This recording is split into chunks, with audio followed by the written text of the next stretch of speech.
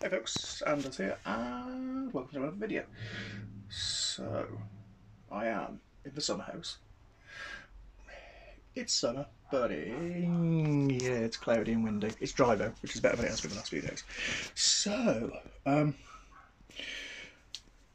somebody requested for me to do a video on how I make chainmail rings, and I've done some previous ones before on how to strip wire and how to coil, and I have just done some coiling, basically just with a drill and a drill bit with a little hole drilled in the middle of it, and I'll just put it open.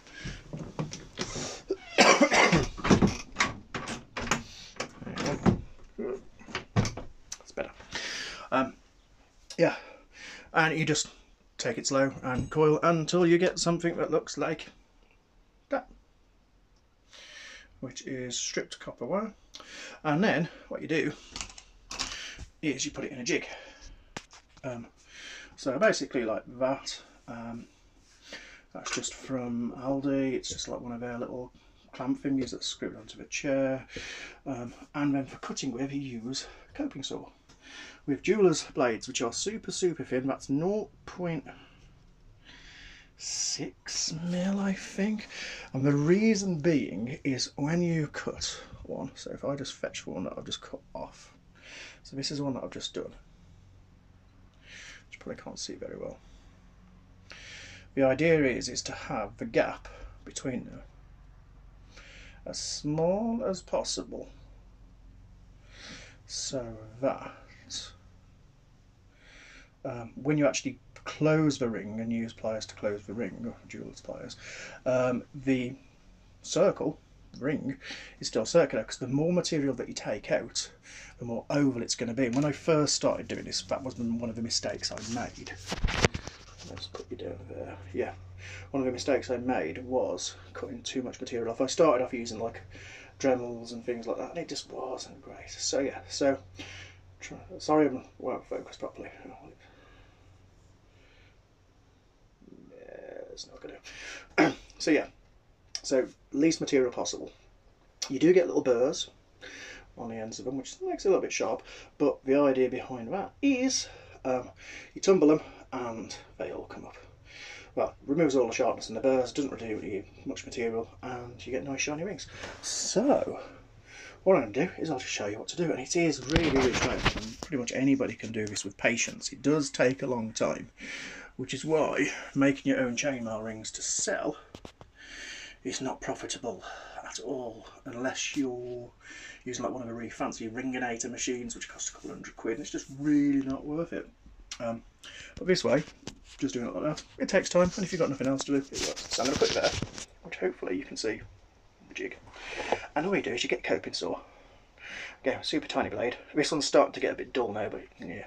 I've also got a pot of water just here with the rings in with some washing up liquid, and it just helps to lubricate, so it makes it a little bit easier for when you're cutting. And all you do, when you're putting the blades in, make sure that they go in one direction, so that when you're pushing, you're removing material, so it's pushing the rings against each other rather than pulling and dragging down, because otherwise it'll pull the spool out and make it all a bit of a mess, especially if you're working with aluminium, simply because it's quite more springy, whereas copper is not springy.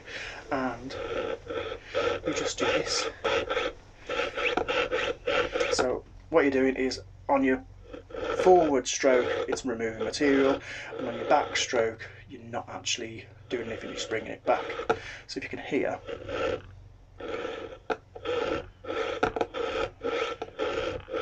yeah, and you can't be too firm, you can't get too fast because you'll snap your blades, and it's just a matter of doing that and getting into the rhythm of it, nice and slow, and you just keep going, and you keep going.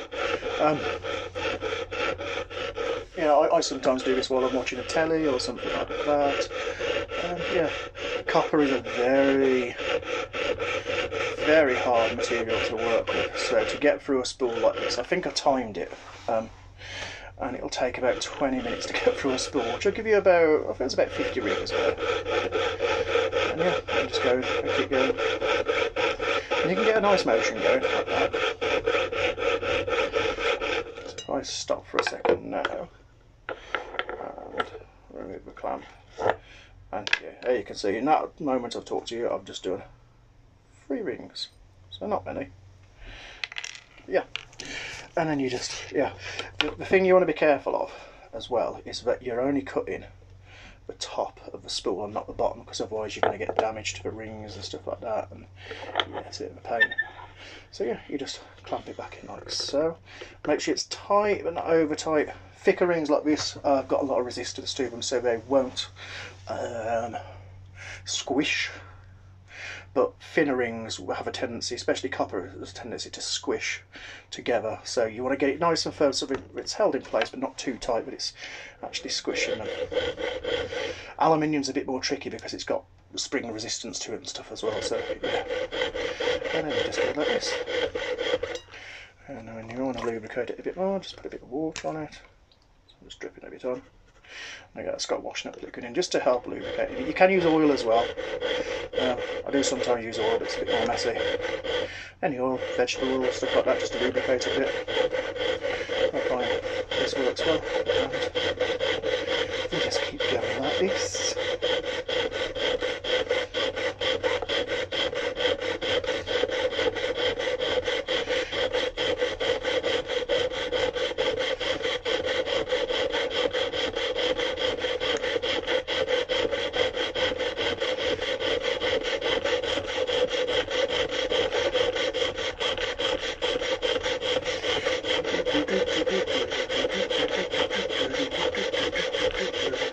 So now my bottom blade is pretty much, you probably can't see that well, hang on, let's bring it closer. So the bottom blade, oh, covering the camera, the bottom blade is just starting to reach the thing here. So it's a bit tricky, but yeah, and you just keep going. And once you've got, say, about, it's about 1.2 mil. Actual thing. It's weird because copper wire for electrical stuff is not the same like mil dimensions than like actual wire that you would get for like proper chainmail gauge sizes that you often see like for sale on like Beat Sisters and Scientific Wire and places like that. So it doesn't really match up, but you know, I've done quite a few projects with this. Well, my wife's built loads of stuff. She's done the chainmail bra and pouches and stuff, and it, you know, it works. And again, this is quite a large drill bit that I'm using, but I use smaller drill bits just so you've got some length on it, and you can get probably about 6 inches, 15 centimetres, probably less than actually, about 4 or 5 inches of coil. Obviously, the thinner the wire, the more rings you'll be able to go through and cut. But the chunky wire like this just works so well for like big concept pieces and stuff. So yeah. So bit more water. And here we go.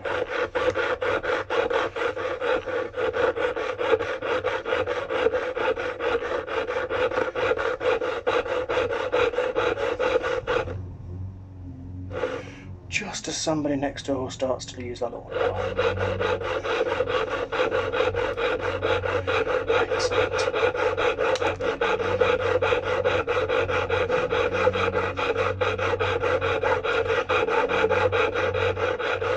I can feel there's a lot more resistance now, so I think this blade is starting to go. Which is lasting me. A good blade will last probably about 3 or 4 coils before it starts to go, depending.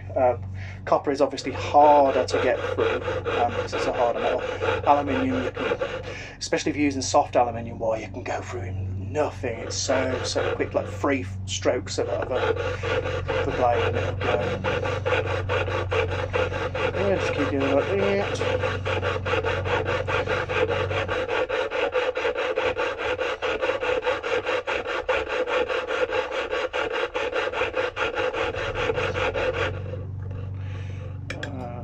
Blade out, pull the coil out driver, and ta-da! Sometimes when you cut halfway through you can kind of tease them off. So There's that one there, so you can kind of go ping. And the burr will come off when you actually tumble it as well, which I'll show you how to do in another video. So yeah, so just in the time it's took me to talk to you, like 10 minutes or so, I've done, you can see, yeah, a few. There's about 10 rings, 15 rings maybe. So yeah, that's it. That is how you cut chainmail with pretty much everyday stuff. Recycled wire, which costs nothing. You know, I've had spools and spools out of my dad's shed, and then unfortunately loads of people on Facebook always send me stuff where you can pick it off car boots. You can buy electrical wire, I mean obviously new, but it's more expensive. But if you can recycle it, it's even better.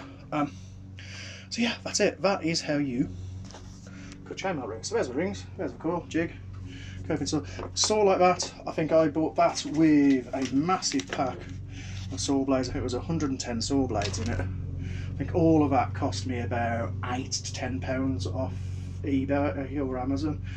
The little clamp, it was about £6 or £7, and that's pretty much all you need for making your own chainmail. Obviously you need to make the calls, you need a drill and a drill bit or something like that, and yeah, for stripping the wire obviously you need like a blade of some sort to take the insulation off, but that's it. You know, it's all stuff that you'd have lying about anyway. So yeah, short and sweet video. Hope it's been interesting. Thanks for watching. See you in the next one, and yeah, I'm going to be doing some more crafting videos very soon. Toodaloo.